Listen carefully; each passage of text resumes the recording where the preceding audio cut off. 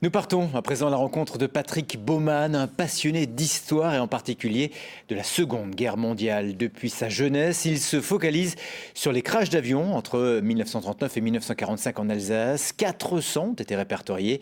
Régulièrement, il part en pleine nature à la recherche de débris de carcasses d'avions. Et dans sa quête, il en a tiré un livre, Ciel de feu sur l'Alsace. Stéphanie Malorand et Nicolas Meyer. P-40, Hurricane, Messerschmitt. Patrick Baumann est passionné depuis l'enfance par les avions de la Deuxième Guerre mondiale. Il vient même d'en faire un livre. Il y raconte l'histoire des combats entre 1939 et 1945 en Alsace et aussi l'histoire des aviateurs anglais, américains, canadiens morts dans les crashs.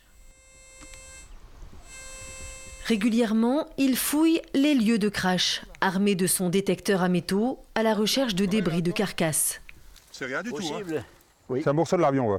C'est de la tôle avec le camouflage, la couleur de camouflage dessus, donc on est sûr que ça provient de l'avion. Hein. C'est un petit rien du tout, là. Souvent on fouille pour ça, ou alors pour beaucoup plus gros, mais c'est déjà pas mal, ça. Vous imaginez ce qu'on est en train d'avoir dans la main? Un morceau d'un avion où il y a 7 morts dedans. C'est un morceau d'un bombardier Lancaster qui s'est écrasé ici le 7 janvier 1945. À son bord, les 7 membres d'équipage âgés d'une vingtaine d'années ont trouvé la mort. C'est pour ne pas les oublier que Patrick Baumann est en constante recherche sur les lieux de crash. Ici, depuis la fin de la guerre, une stèle leur rend hommage. À travers l'Alsace, j'ai mis en place une bonne vingtaine de stèles en mémoire des aviateurs. Hein. Souvent, c'était moi qui organisait la chose avec l'aide des communes, c'est les communes qui finançaient. Et là, on vient d'en faire une aussi hors Alsace, qui était financée par le petit-fils du pilote, un Canadien. Nettoyer un peu ça, pour voir les couleurs qu'il y a dessus. Ces débris d'avion, Patrick Baumann les nettoie soigneusement. Pour lui, des témoins de la guerre et donc des trésors.